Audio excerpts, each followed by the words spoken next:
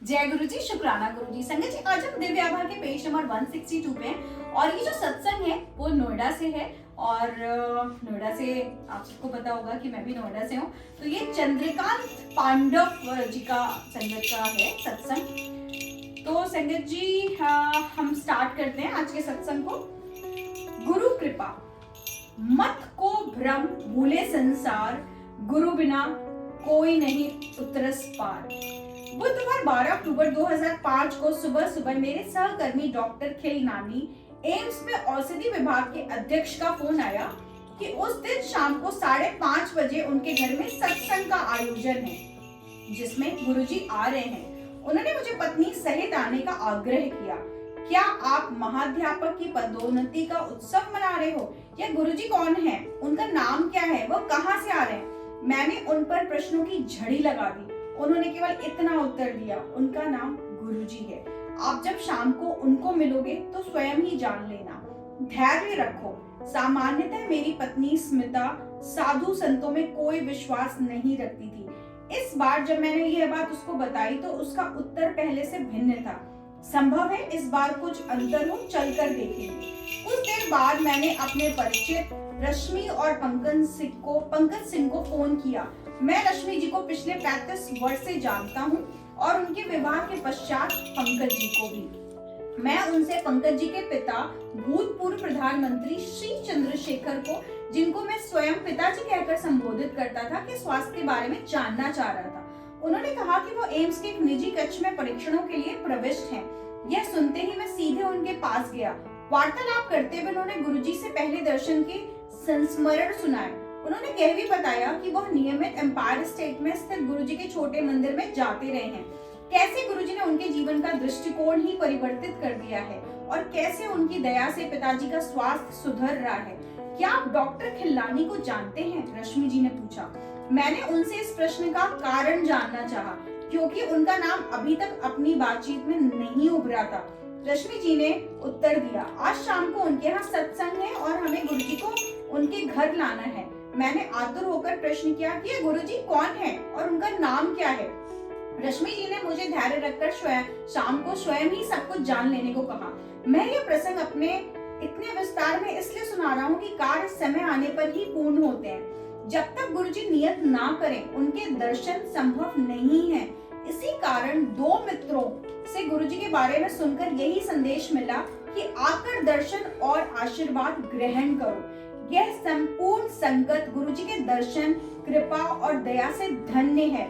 इस जीवन काल में यह सुअवसर देने के लिए हम गुरुजी के अत्यंत आभारी हैं। मैंने घर आकर स्मिता को जब इस घटना चक्र के बारे में बताया तो मेरी भांति उसकी भी उत्सुकता बढ़ गई। हम अपने घर में रुक ना सके और ठीक 5 बजे डॉक्टर खिल्लानी के घर पहुंच गए।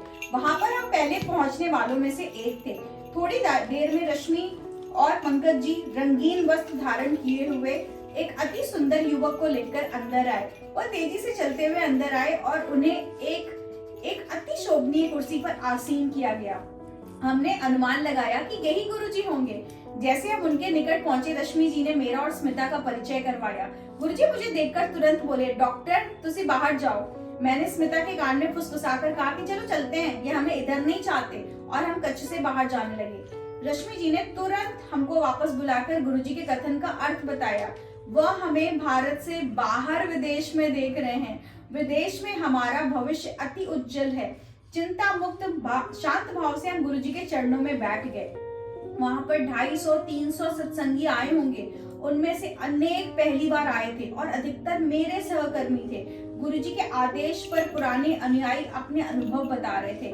विषयों में कोई कमी नहीं थी। बच्चों की शिक्षा, विवाह, गर्भधारण, अस्थमा, हृदय रोग, स्नायु और कैंसर रोग से असाध्य रोगों से चमत्कार निवारण इत्यादि। साधारण रूप से कोई भी इन बात पर विश्वास नहीं करता, परंतु यह तो रोगियों और उनके परिवारों के निजी अनुभव थे। सबके स्वास्थ्य में सुधार आया था। बीच में कभी कभी गुरुजी भी बोलते थे कि इसका भौतिक रूप देखो, कष्ट कैसे घट रहे हैं। उस दिन से गुरुजी के साथ हमारा संपर्क बन गया। अब हर दिन एक नए आविष्कार का दिन होता है, आत्मबोध और आत्मज्ञान का दिन। हम जब भी दिल्ली में होते हैं, हम छोटे मंदिर में प्रति बृहस्पतिवार और रविवार को आते रहते हैं। मुझे अपने कार्य के संदर्भ में अक्सर यात्राएं करनी पड़ती हैं, पर दिल्ली में होने पर मानो कोई चुंबकीय शक्ति हमें इस स्थान पर खींच लाती है। भीतर से उत्कंठा होती है और इससे पहले कि हम कुछ सोचें, हम उनके दर्शन हेतु जा रहे होते हैं। मैंने अप्रैल 2006 के अंत में बीती हुई शीत ऋतु में कुछ अंतर देखा।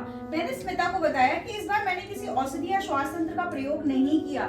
मेरे परिवार में दीर्घ काल से अस्थमा चला आ रहा है और मुझे सदा श्वास यंत्र की आवश्यकता रहती थी। 1 या 2 बार निश्चित रूप से मेरी छाती पक जाती थी और 10 दिन तक मुझे प्रतिजैविक औषधियों का सेवन करना पड़ता था, लेकिन बीती शीत ऋतु में मैंने इनका प्रयोग ही नहीं किया था।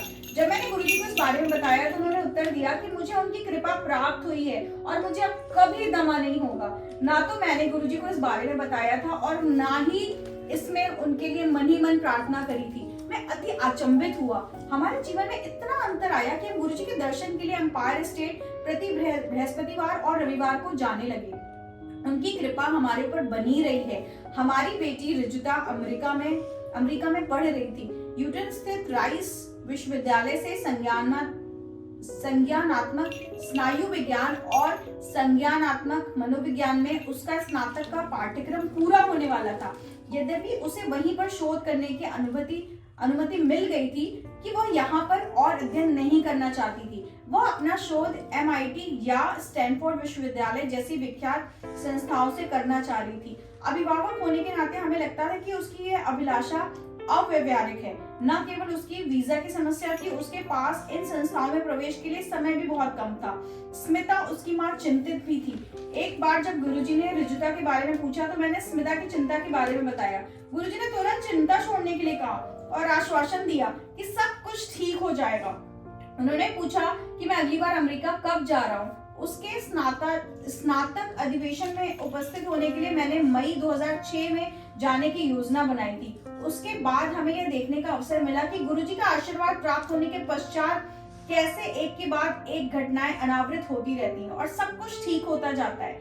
रिजुता अब बोस्टन स्थित MIT के मस्तिष्क और संज्ञानात्मक विज्ञान विभाग से शोध कर रही है। गुरुजी के पास आने के पश्चात हम श्रद्धालुओं द्वारा कथित वृत्तांत और अपने अनुभव समझने का प्रयास कर रहे हैं। हम गुरुजी के साथ क्या अनुभव करते हैं? संगत को सुनाए गए प्रसंगों की ऊर्जा, अपने को उसी पात्र में ढालने की प्रक्रिया, प्रतिदिन ग्रहण किया हुआ लंगर रूपी प्रसाद, गुरुजी द्वारा सबको दिया हुआ आशीष, सब अनुभवों में अपने अंदर एक नवीन शक्ति, क्षमता आदि। संगत में पहुंचने पर चाहे कोई कितना भी थका हुआ हो और यहाँ से चलने पर अपने भीतर एक नवीन ऊर्जा प्रसारित होने का अनुभव करता रहता है और भले ही कितनी भी देर हो जाए, वह रात्रि के उस काल में भी सुबह की भांति तरोताजा अनुभव करता रहता है।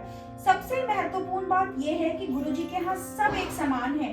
धनवान या निर्धन, प्रधानमंत्री या चपरासी, पुरुष या नारी, शहरी या ग्रामीण, भारतीय या विदेशी, यहाँ पर कोई रीति रिवाज नहीं है। किसी भी सत्संगी से पूर्ण आत्मसमर्पण के अतिरिक्त कोई आशा नहीं की जाती। गुरुजी में निष्ठा और फल की आशा किए बिना विश्वास को ही तो आस्था कहते हैं। गुरुजी हमें सर्वश्रेष्ठ मनुष्य बनाने का प्रयत्न कर रहे हैं। यहाँ आने के उपरांत हमारा मिथ्या रूपी अभिमान समाप्त हो रहा है, हमारी प्रवृत्ति में भी परिवर्तन हो रहा है। हम उन्हीं घटनाओं को एक नए दृष्टिकोण से देखते हैं और मन को शांति प्राप्त होती है। अपनी आवश्यकताओं और लोभ का भेद समझते हैं। गुरुजी ने सुकर्म करने के विवेक का विकास किया है। हम गुरुजी के अनुयायी होने से धन्य हैं। हमने यह भी जाना है कि हमारे जीवन की मान्यताओं को बांटने से उनका मूल्य अधिक हो जाता है। विनीत होकर हमने अपने अनुभव अपने मित्रों और सहकर्मियों से बांटे। हमारी जीवन यात्रा चल रही है और इसके लिए हमारे ऊपर गुरु कृपा है। उसके लिए हम सब उनके बहुत आभारी। बहुत ही प्यारा सत्संग था चंद्रकांत पांडव अंकल का। तो संगत जी, हमारे जो गुरुजी थे ना, वो नोएडा को नो आइडिया बोलते थे संगत को ना। जब भी गुरुजी से फिजिकल फॉर्म में जब कोई संगत जाती थी और वो बोलती थी कि वो नोएडा से, तो गुरुजी हमेशा कहते थे अच्छा नो आइडिया वाले आ गए। तो आज हमने जो सत्संग सुना वो नो आइडिया यानी मेरे शहर से, मैं नोएडा से हूँ, और ये चंद्रकांत पांडव का बहुत सुंदर हमने सत्संग सुना। जय गुरु जी, शुक्राना।